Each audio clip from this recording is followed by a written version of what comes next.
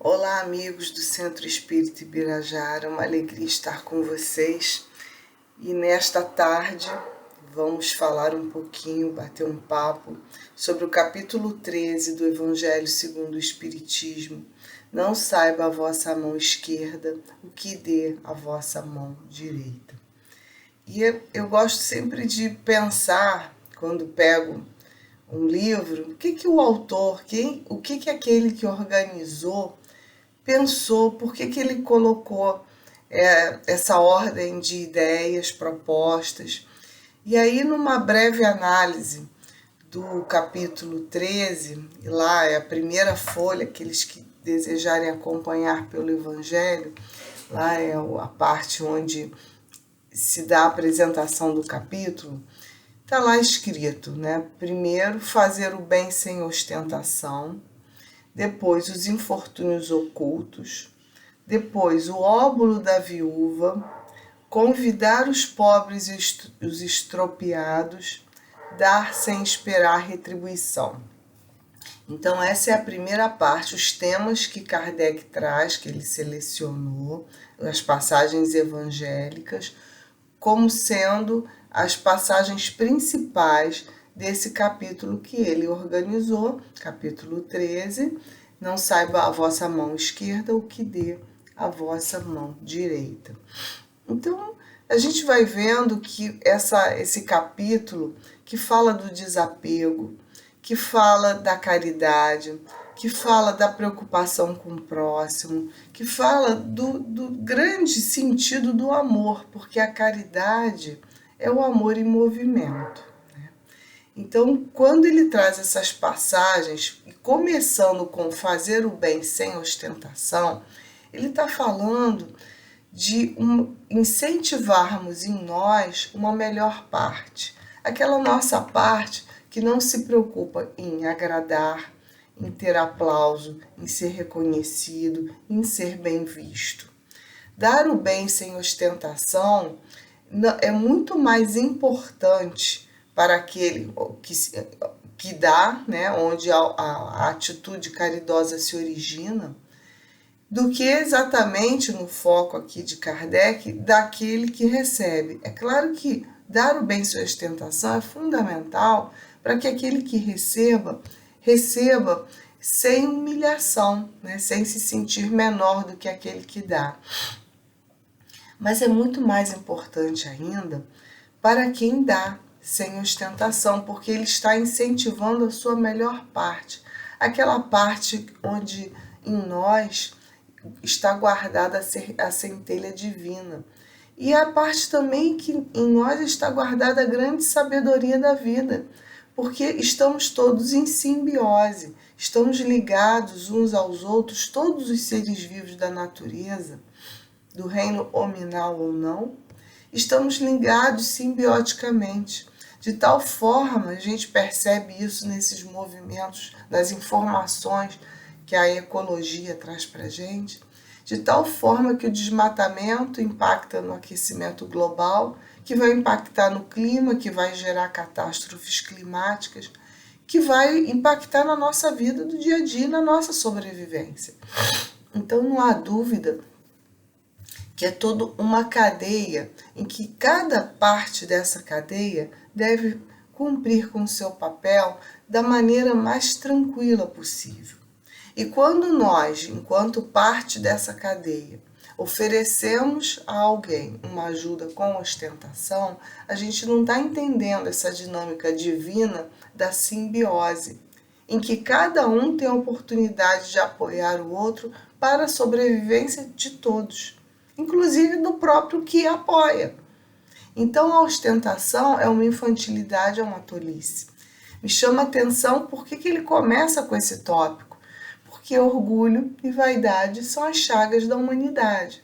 Então todo o sistema da codificação de Kardec, ele está amparado numa lógica só, que é combater o orgulho e o egoísmo, incentivar o amor. Então a gente vai falar um pouquinho hoje sobre esse amor em movimento, que é a caridade. E a gente vai falar de um tópico específico que está lá nas instruções dos espíritos, que é a segunda parte do capítulo 13. Nas instruções dos espíritos, Kardec separou para nós como destaque, é o que nós vamos comentar hoje, a caridade material e a caridade moral. Depois disso, a gente vai ver a beneficência, a piedade, os órfãos, os benefícios pagos com a ingratidão e a beneficência exclusiva. São itens que estudaremos lá na frente. Cada segunda, um expositor. Desculpa, um pouquinho de gripe. Mas no dia de hoje a gente vai se limitar à caridade material e à caridade moral. Bom, para falarmos sobre caridade, a gente já ouviu que caridade é muito bom. A caridade ela pode ser expressa de várias formas, mas a forma clássica, quando a gente pensa em caridade, é dar um dinheiro para alguém no sinal, né? E esse tema é tão atual, né? É oferecer a alguém alguma coisa que a gente já não esteja ali usando tanto, né? Enfim, a gente sempre pensa na caridade como algo de dar coisas, de oferecer coisas e de nos dar e de dar aquilo que não está mais sendo tão útil para nós assim. Esse me parece que é a primeira ideia de caridade. Quando a gente vai burilando essa ideia de caridade, nós vamos vendo que a caridade não é nada disso. A caridade pode passar e deve passar também com a satisfação, com a busca de um equilíbrio de renda, né, com um equilíbrio de transferência de alguma coisa material que a gente precisa, comida, cesta básica, enfim. Não podemos prescindir disso. Mas essa não é nem a parte mais importante, nem a parte mais difícil. A parte mais importante e a parte mais difícil nós vamos encontrar no conceito da caridade moral. De novo, a gente não despreza material, porque sem comida, com a barriga roncando, é muito difícil a gente avançar para os outros itens que precisamos para a nossa plenitude, para a nossa satisfação enquanto espíritos, para o nosso crescimento, né? Mas, de novo, a caridade moral é a caridade que é mais importante, mais significativa para a nossa alma e é também a mais difícil. A caridade moral ela vai ser apoiada, fundada, exatamente nos itens da parte primeira do capítulo 13. E ela vai começar a nascente, a sementinha da caridade moral, ela vai começar no fazer o bem sem ostentação. Por isso que lá atrás eu comentava sobre essa parte, que com sabedoria Kardec coloca isso lá. Isso por quê? Porque a caridade moral, ela parte do reconhecimento daquele que faz essa caridade, daquele que já exerce essa caridade moral espontaneamente, de que todos nós somos iguais. Estamos numa conjuntura diferente. Então, hoje eu posso me encontrar numa situação relativamente melhor por ter um favorecimento numa área em relação àquele outro que precisa daquele bem moral ou material que eu possuo. E é meu dever fornecer com alegria para que o outro também possa usufruir do mínimo, né? Usufruir de bens, não só materiais, mas também valores, né? Vamos chamar bens e valores, para que ele possa se desenvolver e crescer com plenitude. Né? E a gente está falando de desenvolvimento, crescimento espiritual. Bom, nessa linha de ideias, a caridade moral ela vai abranger uma escuta, um diálogo, ela vai abranger um sorriso, um abraço, ela vai abranger tempo para ouvir, para entender a situação do outro, ainda que nós consideremos que a situação do outro é uma situação fácil de ser resolvida. Se para o outro não é, se para o outro causa sofrimento, olha a caridade moral de ouvir o outro com carinho, com atenção, com respeito à dor do outro. Vejam, muitas vezes a gente, até quando a pessoa vem comentar alguma coisa, alguma dificuldade, a gente pensa, não, isso é fácil, eu já passei por isso. Eu já passei por coisa pior, eu já passei por isso, aquilo outro. Aí o interlocutor começa também a desfolhar um rosário de problemas, né? Para dizer que sofreu mais do que o outro. A gente vê muito isso nos diálogos. A gente, infelizmente, ainda tem essa tendência. Na verdade, a gente está desvalorizando o sentimento do outro e procurando, com ostentação, mostrar para o outro que a gente ainda é melhor do que ele. Porque a gente sofreu mais do que ele, então essa coisinha que ele está sentindo, poxa, deixa de ser bobo, para de sentir isso. Essa é uma abordagem bastante orgulhosa do interlocutor. E a gente vai entrando nessa onda, achando até que está fazendo bem para o outro, porque está escutando o outro. Por isso nós chamamos de escuta ativa, aquela escuta em que nós estamos empaticamente ligados com o nosso interlocutor e não simplesmente cumprindo um papel. A gente pode chamar a escuta ativa, em que nós estamos empaticamente ligados ao interlocutor, como uma forma de caridade moral. É difícil, porque a gente vai ter que deixar o celular de lado, quando o zap apitar a gente não vai olhar. Nós estamos empaticamente ligados ao nosso interlocutor. Ele, para nós, é mais importante nesse momento. E quantos de nós dispõem de tempo, paciência, compreensão, amorosidade, generosidade para fazer isso com as pessoas que chegam até nós num estado de sofrimento, muitas vezes precisando apenas de 2, 3, 5 minutos no máximo de uma escuta ativa.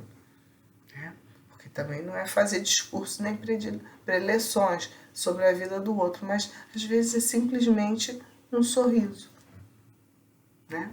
Uma escuta, um olhar, um abraço. É nos permitir estar conectados com a dor do outro. Então vejam que a caridade moral, ela tem uma abrangência muito grande. Ela está conectada, ela está ligada a valores muito profundos da nossa alma. E se nós não conhecermos e entendermos a dinâmica desses valores profundos, nós não vamos conseguir exercer a caridade moral. Por isso a caridade material é a que vem primeiro na nossa mente, é aquela que nós facilmente entendemos. É muito fácil arrumar uma bolsa de alimentos, uma bolsa de roupas, cobertores no frio, colchões no frio, participar de movimentos. É muito mais fácil do que nos conectarmos com a caridade moral, embora, obviamente, sejam necessárias todos esses empreendimentos da caridade material, né, essas formas de atendimento às necessidades materiais básicas do outro. Já chegou o tempo de nós buscarmos aprofundar essa nossa visão da caridade, inserindo também nas nossas vidas essa visão empática do outro, essa conexão com a dor do outro, o respeito àquilo que o outro está sentindo, na busca de dar ao outro um consolo, um ombro, um apoio. E por isso mesmo a base da caridade é assim que o item 9 e 10. O item 9 começa, que é a irmã Rosália, que vai dar para a gente essa instrução. Lá no item 9, ela começa falando que a base da caridade é o amemo-nos uns aos outros e façamos aos outros o que queríamos que nos fizessem. Então, a base da caridade moral é justamente identificarmos as nossas carências. Porque quando nós vamos fazer ao outro o que nós gostaríamos que o outro fizesse a nós, nós estamos também identificando em nós as nossas necessidades. É o que nós precisamos. Se eu estivesse na situação do outro, vivendo a questão do outro, sofrendo como o outro está sofrendo, o que eu gostaria que fosse feito para mim? Então eu identifico a carência do outro a partir de uma percepção da minha carência também, né? Se eu estivesse naquela situação, eu careceria do quê? E aí a gente vai fornecer para o outro. É quase que uma visão em espelho. Por isso que é necessário essa empatia. É um exercício. Os espíritos superiores, aqueles queridos que encarnaram e que nós percebemos esses traços, né? O apóstolo Chico Xavier, fazem isso naturalmente, não precisam nem de um vídeo para detalhar rudemente, toscamente, o que seria isso, porque isso está tão automático na alma deles, isso é tão natural que não precisa nem mais pensar, né? Como um movimento de bocejar, de tossir ou de espirrar. Caridade moral flui naturalmente. Mas por que eles chegaram a esse nível e nós ainda estamos aqui discutindo a diferença de caridade material e moral? Porque eles investiram no autoconhecimento, eles se perceberam, eles conheceram as suas carências, as suas dores, eles enfrentaram as suas mazelas e deixaram que os seus valores latentes, aqueles valores que estavam guardadinhos dentro do baú, com seu brilho escondido, aquele baú bem, né, hermeticamente fechado, eles permitiram que esses valores superiores, divinos, que toda alma carrega em si, desabrochassem. Mas o que faz abrir esse baúzinho escuro que fica lá guardado o valor? É a força do amor. É entender que o outro sofre tanto quanto nós. Mas como é que a gente vai sentir essa força do amor? É através da dor também, né? A gente pode também ir nesse movimento voluntariamente. Mas no nosso estágio evolutivo, nós ainda precisamos da ajudinha da dor.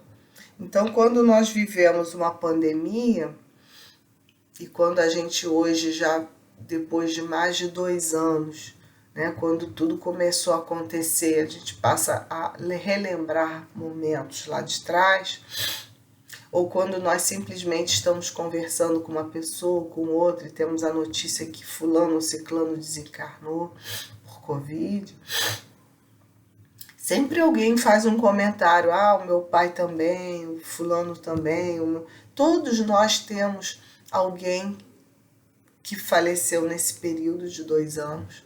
Esse é um sofrimento coletivo, né?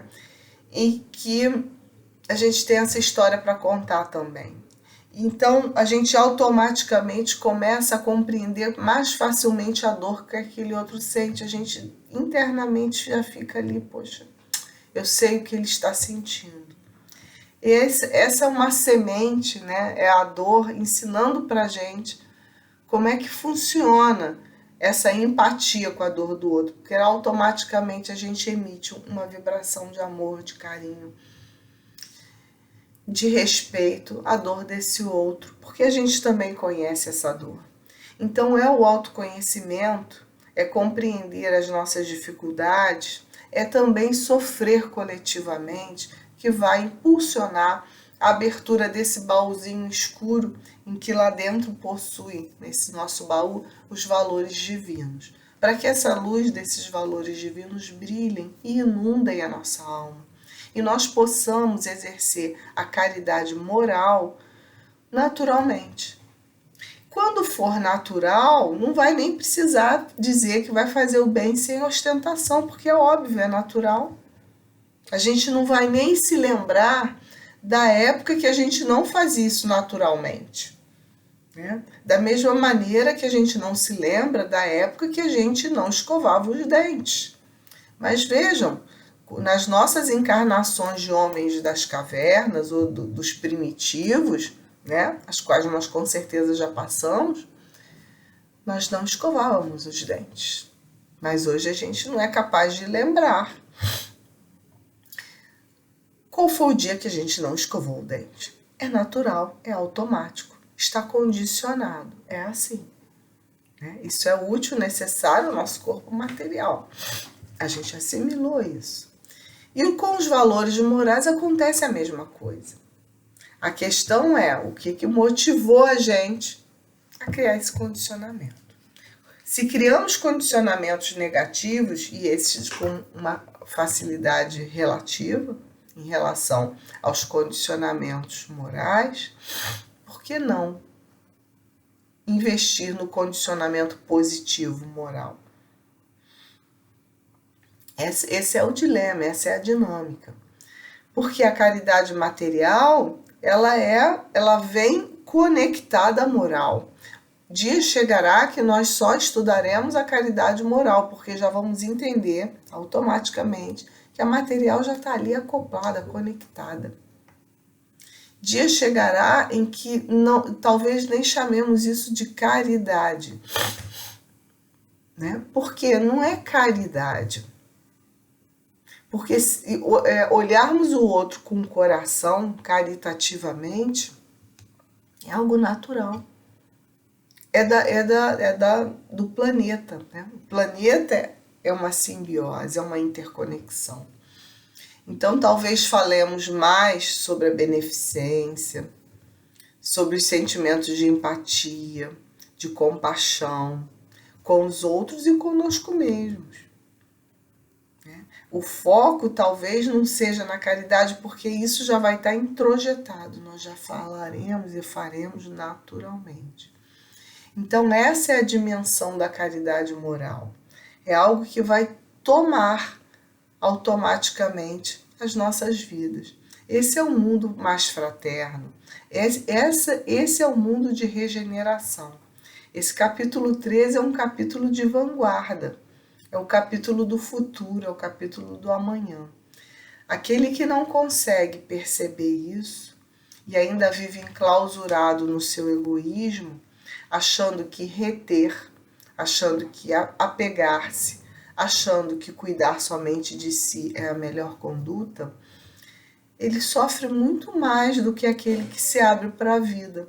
Porque o que se abre para a vida, ele oferece de si mesmo e se enriquece. Porque quando ele abre suas mãos, ele recebe também do outro a experiência, a empatia, o olhar.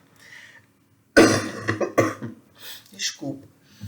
E isso vai favorecer aquele que dá o crescimento. Porque se nós vamos aprendendo, como no meu exemplo lá da pandemia, né? Essa nossa vivência, com as experiências coletivas, quando nós nos doamos ao outro, numa expressão de generosidade, de atenção, sem ostentação, nós estaremos aprendendo também as lições do outro. Esse é o aprendizado pelo amor. Mas a gente está treinado, condicionado a aprender pela dor. Então precisa haver as catástrofes, as transformações drásticas. Se nós abríssemos o nosso coração ao dar ao outro empaticamente, dentro de um viés de caridade moral, com toda certeza, muito sofrimento, muito aprendizado pelo sofrimento, nos seria economizado nessa estrada. Né? Na verdade, o amor é o caminho reto, mas a gente cria atalhos de sofrimento. A gente está encurtando o caminho, está pegando o caminho mais reto para chegar lá na condição de espíritos plenos, né? De espíritos superiores, que nós fatalmente, a única fatalidade, vamos chegar. Mas o problema é, nesse percurso, o tempo que a gente vai levar. O tamanho do desgaste orgânico que nós vamos submeter o nosso corpo, quando nós poderíamos optar por um caminho mais saudável, feliz, um caminho de construção, mas claro que um caminho de responsabilidade, de esforço e de trabalho. Me parece que a grande questão da nossa alma é ter a coragem de enfrentar o trabalho, a tarefa de Hércules, né? Como aquela figura que a gente encontra daquele homem forte empurrando uma grande bola de pedra montanha acima. É um trabalho de Hércules, porque ele é diário, exige vigilância, exige cuidado conosco e com o outro, e nós gostamos mesmo de nos divertir com pensamento nenhum, com ideias vazias e ocas, e tudo que nos exige grande esforço, a gente pensa, eu estou precisando de férias. Joana de Ângeles fala no capítulo 1º do livro Conflitos Existenciais sobre a preguiça. Aqueles que tiverem o livro, puderem pesquisar na internet, deem uma lidinha. O quanto a preguiça nos atrapalha. Se talvez mexêssemos nessa pedrinha da preguiça, talvez pudéssemos desativar gatilhos que nos impedem de ver o quão importante é para a nossa evolução o exercício da caridade moral, que junto dela virá material. Mas a moral, ela é grande, ela fala da beneficência, ela fala da nossa ligação enquanto irmãos. Irmãos, seres vivos. A gente já está até abrindo isso, né? Já, seres vivos, todos os seres da criação, inclusive o nosso planeta. Né? A nossa postura de agir a favor do planeta, de nós mesmos, do outro ser humano, mas também do animal, mas também das plantas, mas também da psicosfera, do ambiente. Essa é a postura de vanguarda. É o que os novos tempos trazem para nós. Muitos de nós poderão dizer, mas eu já estou velho. Eu já estou velha, não vou gastar meu tempo para aprender isso. Mas é isso que nós precisamos. Nos renovar. E para isso não há idade. Não tem a faixa etária cronológica da atualidade, né, de encarnados, não é considerada. Para isso a gente tem sim que vencer a preguiça. Porque esse discurso de que estou velho não vou aprender, isso é a preguiça que fala pra gente. Por isso é tão importante dar uma passeada lá e entender um pouquinho sobre a preguiça, o quanto isso nos impacta. Então, nessa tarde de segunda-feira, já encerrando esse bate-papo, gostaria de convidar a todos vocês que analisem, deem uma lidinha lá nesse item 9 e 10 do capítulo 13, é o começo do item das instruções dos espíritos. E façam as suas reflexões. O quanto a gente pode inserir de uma visão humana, compassiva, uma escutativa no nosso dia. Quem que a gente pode hoje dedicar 5, 10, 15 minutinhos para um bate-papo, para um diálogo, se colocando na posição do outro, saindo da posição de conselheiros, de contadores de história da sua própria vida, escutar a própria vida do outro na visão do outro, sem críticas, sem aquela linguagem corporal que, né, o outro já identifica o que a gente está ali internamente pensando, né, julgando. Então, nós precisamos treinar essa visão empática e assim ganharmos na nossa alma esse espaço de caridade moral, para que nós sejamos pessoas caridosas moralmente, automaticamente, condicionadas a. Para que daqui a algumas encarnações, talvez, isso seja em nós algo natural. Quem sabe, né?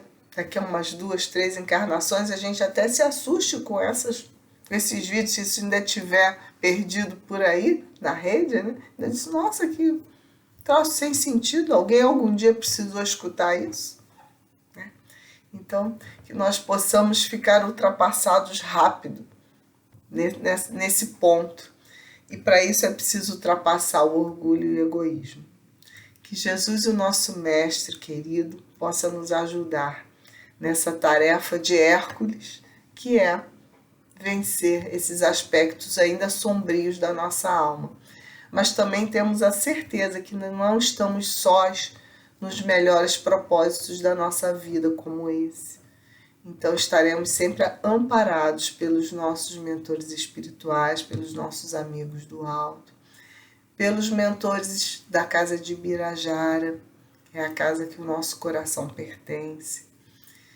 Enfim, vamos construindo essa rede de amparo, essa rede de amor, esse mundo novo que já chegou e que também deverá brilhar o quanto antes nas nossas almas.